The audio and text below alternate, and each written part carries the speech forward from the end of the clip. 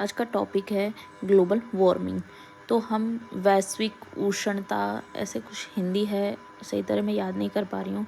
तो हम टॉपिक है हमारा ग्लोबल वार्मिंग, यानी जो फॉसिल फ्यूल्स, कोयला है, क्रूड ऑयल है, नेचुरल गैस है, इसके बढ़ते उपयोग के साथ वातावरण में CO2 की मात्रा भी बढ़ती है। इस बढ़ी हुई CO2 के लेवल को ही ग्रीन प्लांट्स के द्वारा मेंटेन किया जा सकता है, क्योंकि हरे भरे पेड़ पौधों से हमारी CO2 को मेंटेन किया जाता है। अगर यहाँ पर वनोन्मूलन हो रहा है, क्योंकि ग्रीन प्लांट्स तो बचेंगे नहीं, वनोन्मूलन हो रहा है, बर्निंग ऑफ फॉसिल फ्यूल्स के कारण एटमॉस्फेयर में CO2 तथा अदर जो ग्रीन हाउस गैसेस हैं उनका लेवल बढ़ जाए, ये ग्लोबल वार्मिंग के लिए रिस्पॉन्सिबल है। जैसे हमने बात की थी CO2, मैथेन, N2O, CFCs, ये सब गैसें हैं।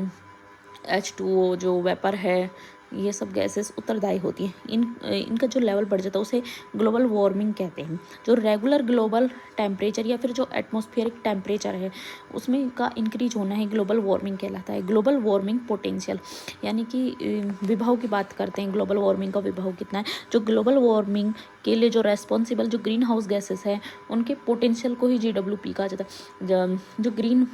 जो हम ग्लोबल वार्मिंग पढ़ रहे हैं वो ग्रीन हाउस गैसों से ही टच टॉपिक है, क्योंकि उनकी मात्रा बढ़ना ग्लोबल वार्मिंग के लिए उत्तरदायी होता है। तो जो GW sequence of green gases, ये इंपॉर्टेंट है। इसमें सबसे ज़्यादा होती है CFCs, फिर होता है N2O, उसके बाद होती है मैथेन और CO2। ये हमको ये याद करना है। और दूसरा बिल्कुल important, CH4 is 25 time more effective than CO2 to trap heat. ये दो हमको याद करने हैं। इसमें GWP, ग्लोबल वार्मिंग क्या है, GWP, और फिर हम इफेक्ट ऑफ ग्लोबल वार्मिंग देखेंगे। Melting of polar ice caps, ध्रुवीय बर्फ़ की चोटियों का पिघलना, क्योंकि जैसे जैसे टेम्परेचर बढ़ेगा तो बर्फ़ पिघलेंगे। Basically flooding of low lying areas, निचले क्षेत्रों में बाढ़, और ये सब हमको पता है। अगर बर्फ़ पिघलेंगी तो नीचे के एरिया में पानी आएगा, जिसके कारण बाढ़ की समस्या बनी रहेगी। ग्लोबल वार्मिंग की वजह से संक्रमित बीमारी जैसे dengue, malaria, yellow fever, sleeping sickness आदि बढ़ती है। ये भी हमको पता है कि अगर ध्रुवीय बर्फ़ की चोटियाँ पिघलेंगी तो निचले क्षेत्रों में बाढ़ आएगी, बाढ़ आने से उसमें पानी में गंदगी, गंदगी में हमें मच्छर, ऐसे ही जो जहरीले जीव पैदा होंगे, जिससे dengue, malaria, yellow fever, sleeping sickness आदि बढ़ती जाती है।